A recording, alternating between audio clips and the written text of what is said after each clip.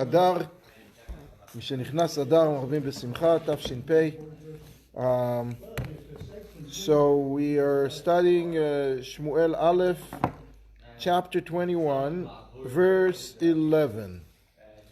And we are in the beginning stages of David running away from Saul after he and his friend, the son of Saul, Jonathan, agreed that really the situation is dire and he should not be seen at the king's palace.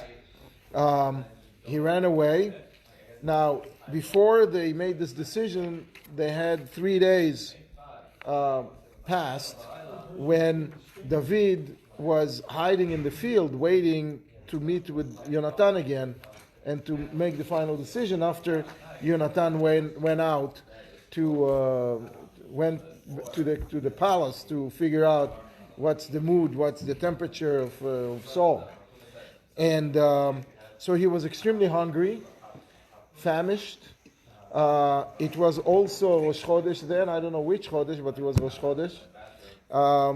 So he ran away, and he arrived at the city of the priests, Ir HaKohanim, Nov.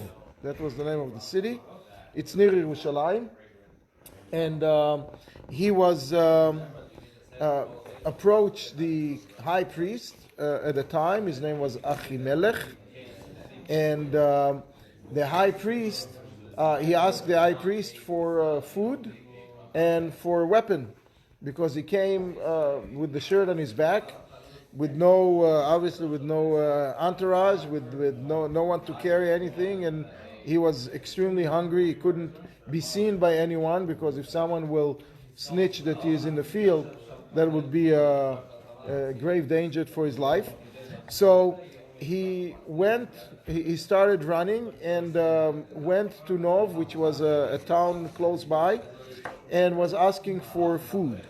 Now, he arrived on Shabbos, and most say he arrived on Shabbos. And on Shabbos they swap the showbread in Bet HaMikdash. So the Kohanim would be entitled for some loaves from the showbread. And because it was a town of all Kohanim, they didn't have showbread that is not holy, which is not truma or whatever, some version of holiness, some level of holiness. He's not a Kohen. David is an Israel Jew, right? But because it's pikuach nefesh, he was very hungry. He got the bulmus, he got the attack of hunger, and he needed something to eat. You're allowed to take even something holy, even something not kosher, and to feed someone like that. So the Kohen gave him the loaves of bread, 5 loaves of bread, which is that's what he gave him. And he asked him also. David asked him a question to ask in the breastplate, in the Uri V'Tumim.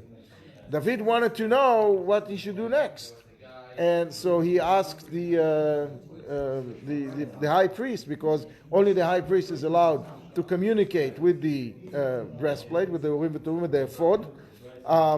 And so he asked him the question. It doesn't say what he asked him, but presumably something about where to go, how to go, what to do, is he doing the right thing by running, etc. Something of that, to that effect. And then he asked him if you have any weapon, because he was telling him a story which is not true. David was telling the priest a story, the Kohen a story, that he is sent by the king for something very important, and he didn't have time to take anything, and even the entourage, he sent them to meet them somewhere else, so nobody would know, because it's a secret mission, and he needed food and a weapon. The only weapon that existed over there in the Bet HaMikdash at the time, in Shiloh, in the Mishkan, in the Nov, in the Mishkan, was probably the sword of Goliath. Was the sword of Goliath. Exactly. So Achimelech, funny you say that, right? Achimelech didn't want to give it to him because he sort of suspected it might not come back, which was the case. But David says, this is the best. I know the weapon. I've used it before. It's the best thing. That's where we left it off. So we are on 11. So Vayakum David, Vayivrach Bayom Ahu Mipnei Shaul. So David picked up and ran away on that day from Saul. That's a question because he ran several days before that. He ran, he spent 3 days in the field before that, and so that's not Bayom Ahu. What happened on that day? So the commentaries is one of the commentators is explaining that he ran outside of the country on that day. On that day, he realized that he cannot remain under the jurisdiction of Saul, because Saul had the civil authority under him, and if the cops will find him, he will be, ICE will take him right back to the king. So he went out, he went away, and that's happened by Yom Ha'u. Now it also means that it was still Shabbos, right? If he arrived on Shabbos in Nov and had a discussion with Achimelech, got the bread, got the sword, and on the same day he ran away, continued to run away. It all happened the same day. So the next episode happened on Shabbos. Keep that in mind. We'll see in a second why it matters. Vayavo el Achish melech Gat. And where did he run to? He ran to the first Philistine town. Okay, the town of Gat. And Philistine had 5 towns, and each one of them had its own king or its own governor. And the one that was in charge of Gat was a gentleman by the name of Achish. Now, the rabbis are telling us, and David later on will tell us, that his name was really Avimelech. So, why? What's the point of Avimelech? So, Avimelech was a general name for all of the Philistines' kings. That's one opinion. So just like Pharaoh, you had multiple pharaohs, you had multiple Agags, you had multiple Caesar, in Rome. So you had multiple Avimelechs. But his first name was Achish. That is one explanation. Another explanation is that we will see that David started acting funny in order for people to think that he's crazy man, because we'll see in a second how it turned it that way. But Avimelech acted towards him in a very decent way, similar to the Avimelech that we know from the Torah that acted in a very decent way towards Abraham and Sarah.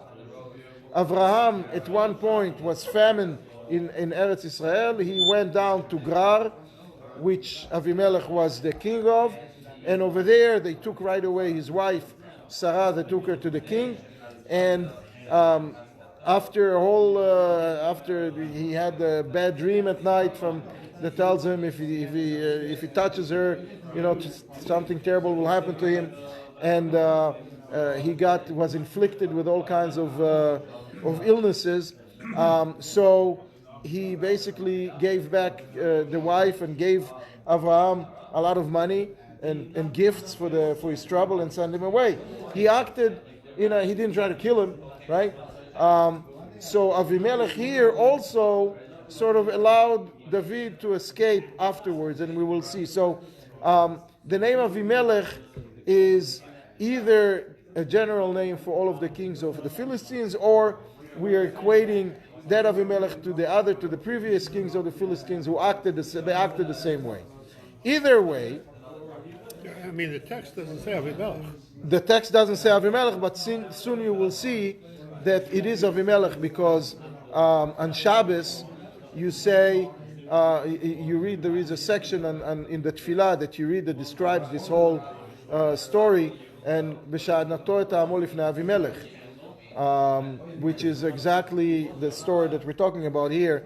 We will see. His name is also called Avimelech. Anyway, so he arrives at Gat. Now, when he arrives at Gat, the interesting thing that we need to keep in mind is that in those days, you couldn't post, wanted signs very quickly over the internet, so not necessarily everybody knew what he looked like. That's one aspect. Another aspect is that it's likely that he was recognized because he was David. Not long ago, there was the war with Goliath, the battle with Goliath, and he was the one, everybody was standing on the hills around, and he was right there. So it's likely that people did recognize him. The Medrash is telling us something even more interesting, that the brother of Goliath was a guard at Achish's palace. And the guy shows up, and he had the sword of Goliath. It's likely that they recognize him, that the brother of Goliath recognizes him. Now, we will see soon, they are debating if to kill him or not, because you killed Goliath, now you're here, it's a good time to take revenge. Why did he choose to go there of all places? He chose to go there because he was totally desperate. There was absolutely nowhere else to go. That was the first border. There was the closest border. Anything else, it will require him to go through a lot more sections in Israel that belongs to Jews. And it will be easier for Saul to get a hold of him. He went to the first border crossing and went out. And that's the only reason he got there. He was really, really desperate. Vayomru avdei achish elav. So there is a whole discussion of a description of the discussion that happened between the king Achish and his guards. And someone there, probably the brother of Goliath, recognized who this is, and says, "Hello, it's David Melech Haaretz. It's David, the king of the land." He's not saying the king of Israel. Nobody knew that. He's saying the king of the land. Very, very strange. Why did they say the king? Why did they describe David as the king of the land? If we go back to the battle with Goliath, we can notice something very, very interesting. There was a discussion between Goliath and the Jews. The aim of the Philistines at that moment was not to kill the Jews, because the Jews were subservient to them. And they didn't want to kill their mates, their slaves. They just wanted them to fall in line and come back to work, right? So they didn't want to kill them. So they told them, how about we'll make a deal? If I win, say Goliath, you are going to come back to work for me. And if not, we will work for you. We will be your slaves. So the discussion, as the Midrash is telling us, went something as follows. David shows up, and at one point, the brother of Goliath is recognizing him and says, "Hey, you killed my bro." So he goes to Achish and says, "This is David, I want to kill him." So Achish was a decent person, apparently, and he says, "Listen, did he die? Did he just kill him like that? Woke up in the morning and killed him? No, it was in a battle, and there was an agreement. There was a duel, right? There was a duel. He invited David for a Jew for a duel, and David took him up on it, and he lost. Tough luck. What can you do?" So the brother of Goliath said, "Oh, if he lost, so then you are subservient to him. You should get off your throne and give it to David, because that was the whole deal. The deal was that you will be subservient. So David Melech Haaretz is the king of the land. So let me kill him." So, and he continued to say, "Halo lazeh ya'anu b'mcholot lemor." This is the guy that they danced in front of, and said, Hika Shaul ba'alafav v'David b'rivotav. This is the guy that was very strong, and everybody was praising him for being stronger than Saul. That Saul killed thousands and he killed tens of thousands. Okay, so therefore, he's coming now to maybe reenact it. That's why we say here Ya'anu. Ya'anu is a word in future tense. If they came to describe what happened after the battle with Goliath that happened in the past, it should have said Halolazeh Anu in the past. Why are they saying Ya'anu? Because they're telling him, listen, he's coming here not because he wants to have a nice cup of tea with you. He's coming here to either to collect or to scan the place and to eventually take it away from you. So, and they will again sing that song in front of him. So please, let us take care of him, or that is the discussion back and forth that happened at that moment. Avimelech got very, very scared. Now, he got scared, so either because he was scared or he was decent or combination thereof, he didn't let them just kill him right away. Okay? But David heard the commotion and heard the discussion, and it was evident that they knew who he is, and they sort of maybe caught him and brought him in. And he took things to heart, and he realized that he really needs to escape now, because he fell from one problem to another problem, and maybe even more serious, who knows. So וישם דוד את הדברים האלה בלבבו, he took them to heart, וירא מאוד מפני אחיש מלך גד. He was very, very scared of Achish Melech Gad. Now, let's pause for a second and let me tell you a story. Okay? Story goes that David HaMelech was asking God, why in the world did you create crazy people? Why did you create? What do you have from crazy people running around? They're insane. They're off their rocker, running around in the market, and the kids are making fun of them and throwing things at them and taunting them. Why did you create a crazy man? A shaitan. That's question number one. Question number two: why did you create fleas? How can a flea? I can't imagine what a flea. What benefit there is to the world from a flea, and a spider, and a third one was the spider. Why did you create the spider? All three of those ended up being helpful and saved David's life. The spider was when he was in a cave, and Saul came to the same cave. And David had to retreat inside, deeper in the cave, and suddenly there came a spider and spun a web, and it was evident to Saul that nobody passed that. There was nobody there, so he didn't bother looking, behind that, and that's how he saved David.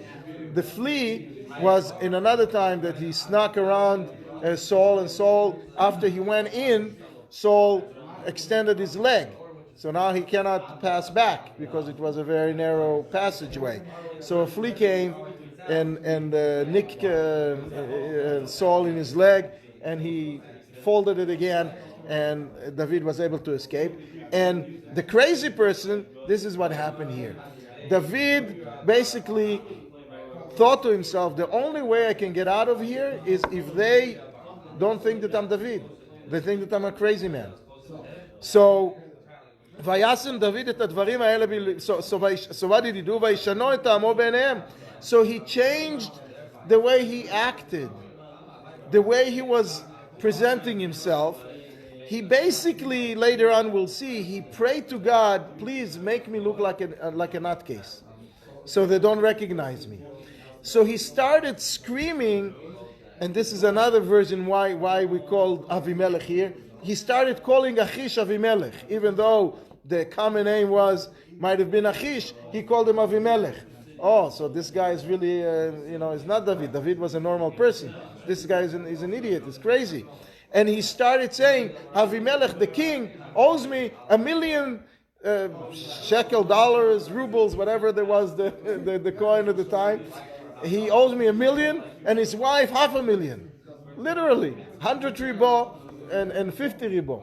He was so people say, you're coming to collect from the king. You're loony, So Vaishanot amo benehem vayitholel beyadam, and he was dancing and talking like not making sense.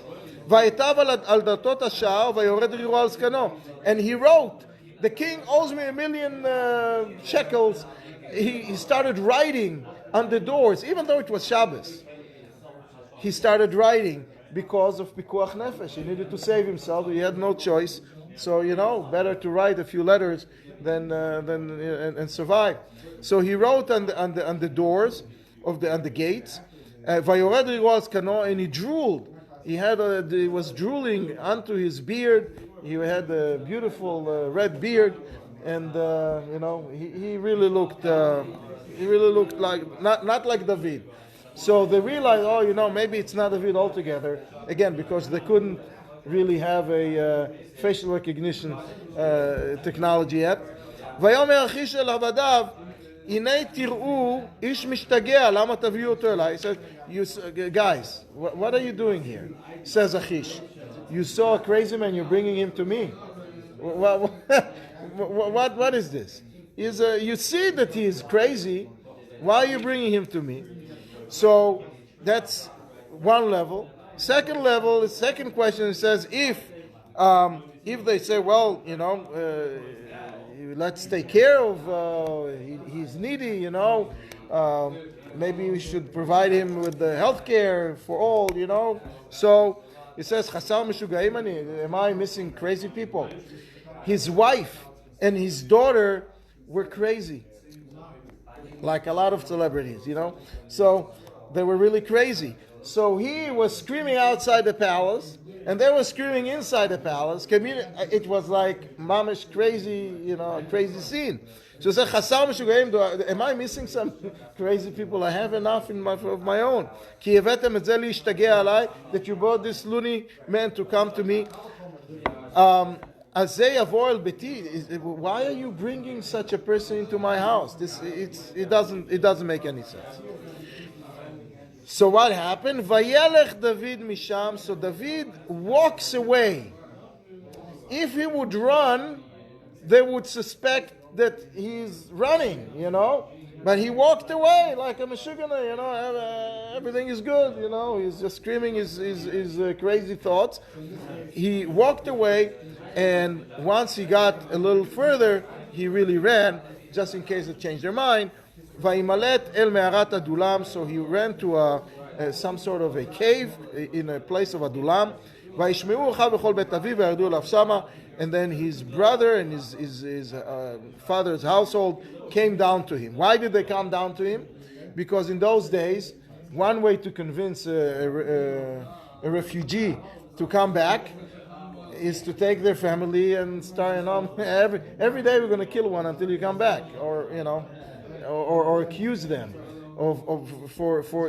just because their family, it's likely that they would help him, and they have the same line of thoughts about the king.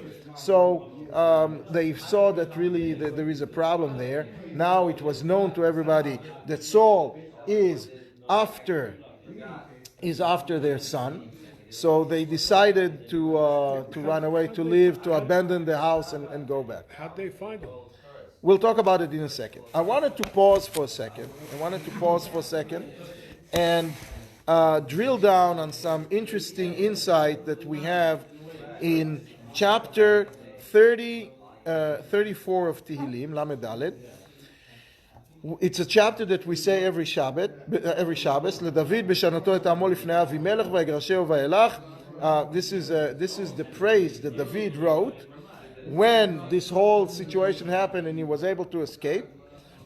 He was praising God for helping him escape, and he's putting a lot of information in this chapter, which pertains to our story, and I thought it's a good idea to go over it and see what it is. So some of what we mentioned as we were learning the psukim is coming from here, including the fact that he's the brother of Goliath and all of that. And it says, "B'shanoto et ha'amo." Why is he praising God that he changed his mind?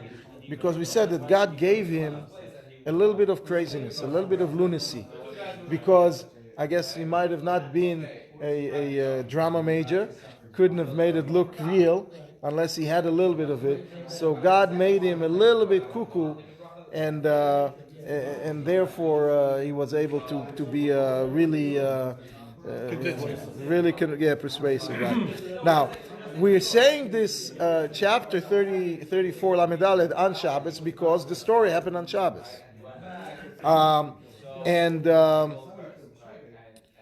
And the question is really how he was writing on the doors. It's because of Pikuach Nefesh.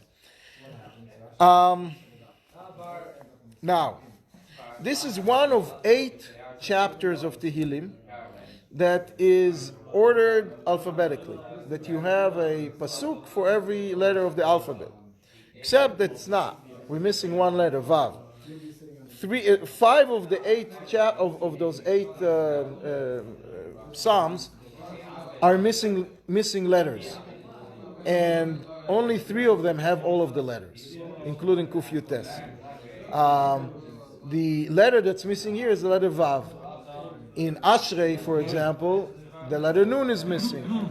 So why each time it's explained why that particular letter is missing. And here you have instead, in order to keep the order of the psukim, the number of the psukim, so we have 2 pays. The last pasuk is Podeh Hashem Nefesh Abadav. You redeem, God will redeem the soul of His slaves,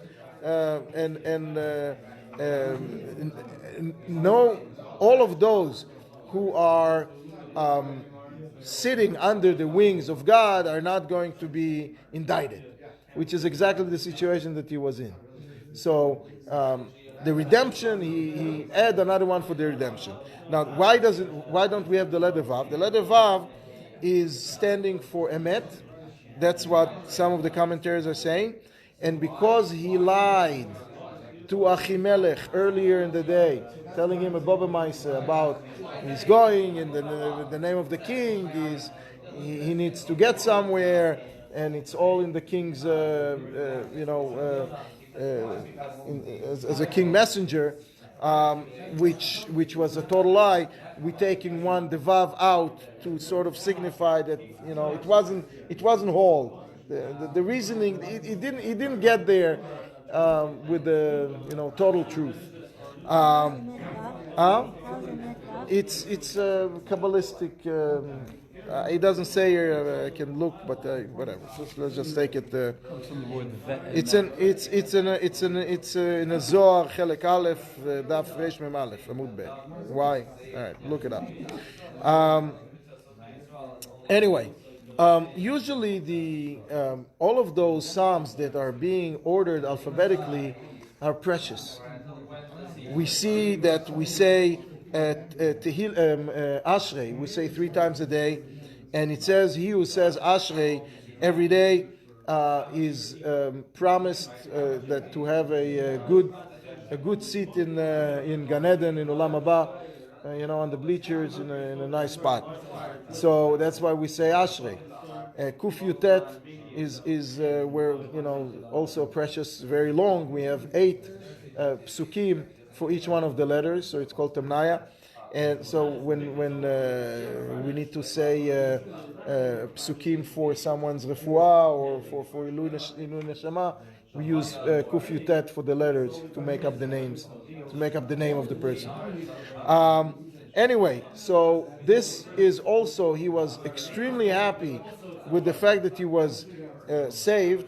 So he wrote one of the only psalms out of 150. Only 8 of them were written alphabetically. This is one of them because it was such a miracle to him that he was able to escape. We're not going to go through each one of the verses, but just a couple of them. There is a verse. There is a verse that says, "Chana malach Hashem saviv li'irav v'yichaltzem," in Chet, right? It says that the angel of God is parked around the men who fear God and makes them and is able to help them. The angel of God is able to help those who fear God. So why he mentioned it that way? Because when a person is performing a mitzvah, an angel is created. And that angel is escorting the person around, and when you have enough of those, you're protected. So that's the reason he mentioned that, Chana malach Hashem. And then there is the next pasuk, Ta'amur u kitov Hashem. There are a lot of psukim that are very, very famous. There are songs on those verses.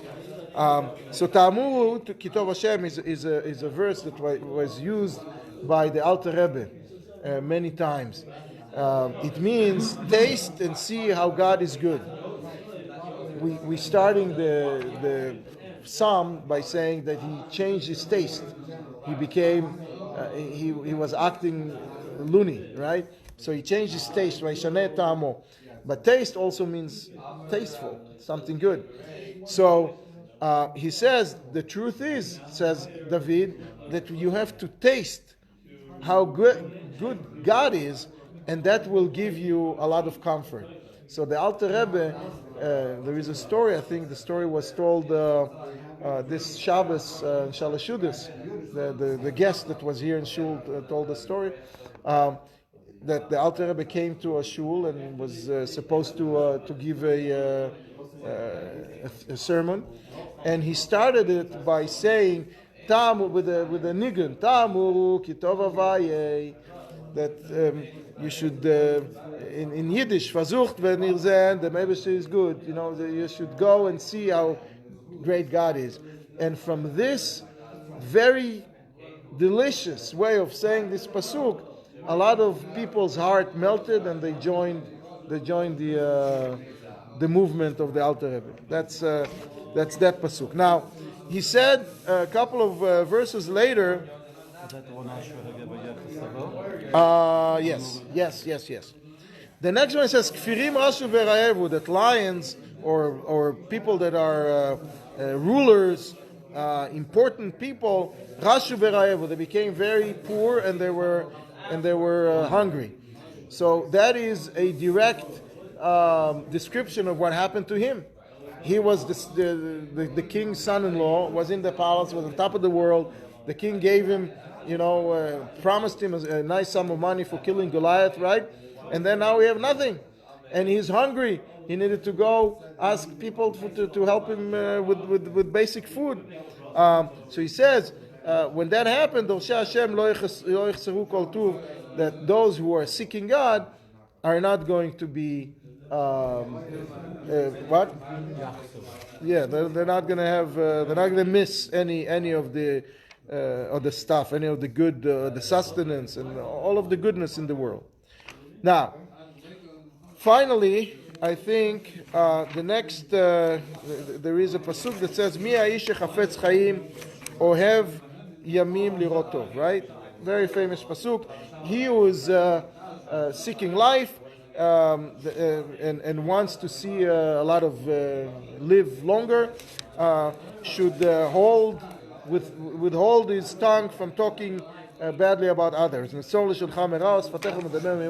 Don't gossip. Don't talk badly about other people. This is a direct description of how he got there with Doeg Edomi. This is to commemorate what Doeg caused this whole problem. He caused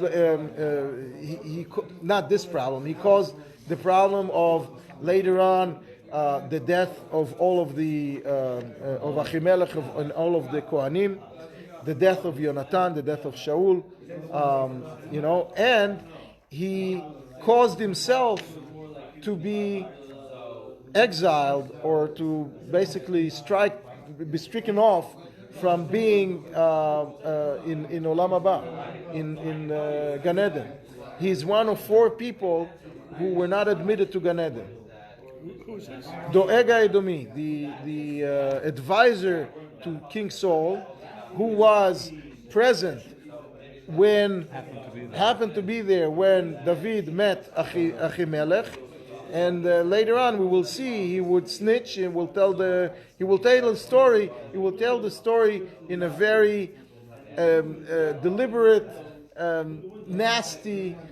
He wouldn't tell lies necessarily, but he would say just the wrong description. He didn't say that Achimelech didn't know anything. He didn't say that David HaMelech told him that he's coming he was sent by the king. He left that out.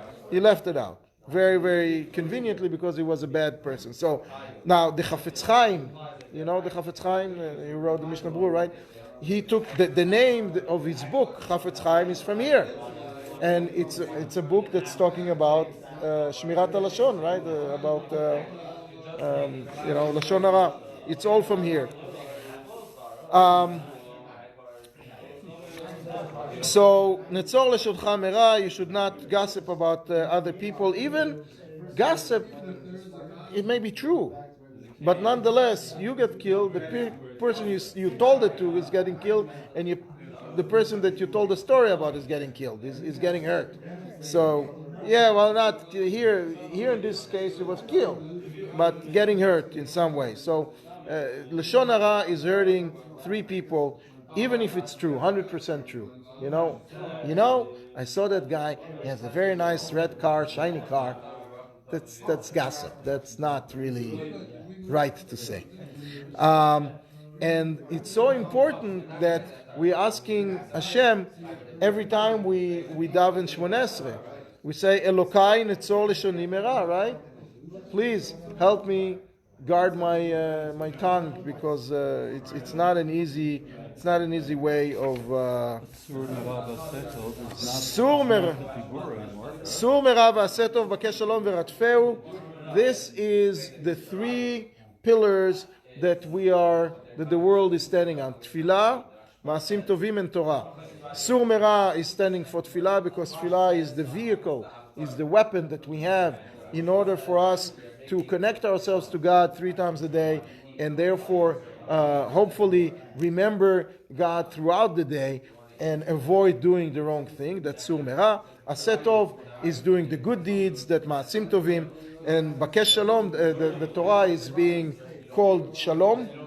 Shosa Shalom Ba'olam, right, is bringing peace to the world. So Bakesh Shalom, we are seeking Shalom, and we're chasing it, and we're asking, and we want it.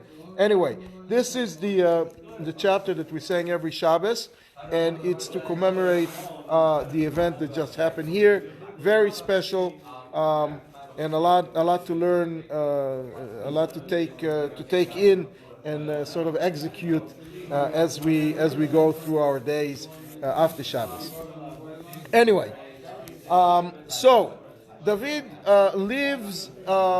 escapes from Achish, from Gat, and end up in Me'arat Adulam, and he's sort of crisscrossing Israel. There is I'll bring maybe next time there is a map of where all those places are.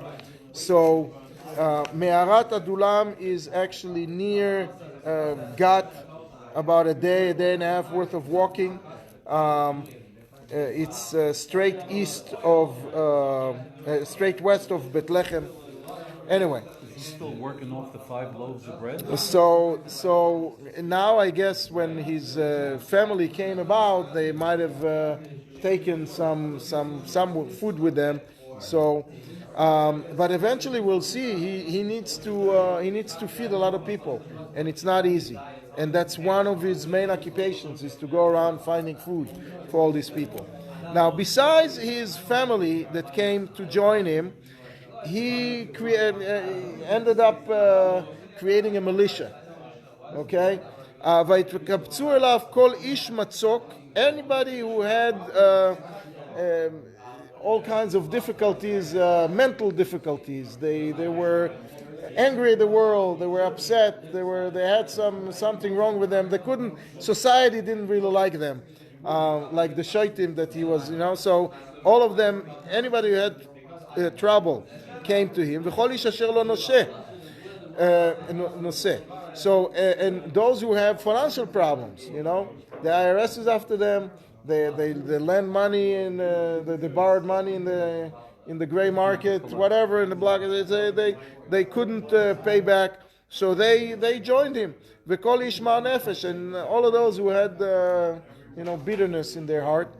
Vayi aleim lesar, and he became their leader.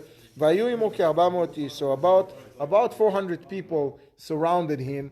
The minority of them are his family, I guess 10, 15 people from his family, and then maybe their kids as well, so maybe more than that, maybe 20, 30 people. But the rest of them were all kinds of, sorry stories that went around. Misfits, all right. Now, so as the militia grew and as more and more people came, this one lowly cave of Adulam was not enough to hold them and to hide them. So he went somewhere else. He saw that in Achish area, in the Philistines, near the shore, he's going to have a little bit of trouble because of his history with Goliath. So let's try the other side. So he went to Mitzpeh Moab. He went to the other side, crossed the Jordan, and went to the country of Moab. Vayomer al melech Moab, and he asked the king of Moab, Yetzena ami avi v'imi itchem. At that point, Ishai, his father and his mother, were very, very old. He was the youngest of 8, and they were just old. And they were not really built to run around with 400 misfits militia. So he wanted to deposit them in somewhere safe, somewhere that he thought they will be safe because they, like the enemy of my enemy is my friend, right? So they were not in good relationship with Saul. So he thought it will make sense for them not to hurt the enemies of Saul, which is David's father and parents. So he wanted to have them stay with Melech Moab until I will know what God wants for me, and then I'll come pick them up.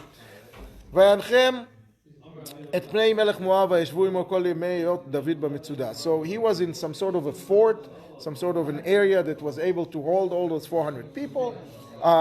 And his parents were there and his brothers were there. And then there is the unfortunate story that you can't trust the king of Moab. And the king of Moab ended up killing his parents and all of his brothers except one. The king of Ammon, Nachash Ammoni, saved one of his brothers. Now, Nachash Ammoni had a whole longer, account with Saul. Saul, at one point, had the first war that Saul had was against the Ammonite, Nachash Ammoni, and he basically decimate their army, and the people ran away. So Nachash Ammoni, the king of the Ammonites, held a big hatred against Saul. So that logic of the enemy of my enemy is my friend worked with Nachash, and he saved that one brother of David. But all the rest were killed. We will see later how Melech Ammon is paying dearly for doing that. They were unarmed. They were not coming with the ill intentions. He was just asking him for a favor, and they killed him. On the other side, the Ammonites, David had a lot of respect for Nachash because he saved his brother, so he didn't touch him.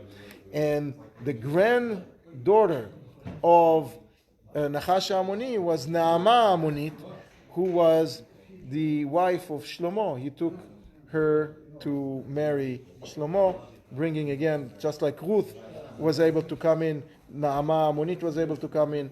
We'll get to that story a little later.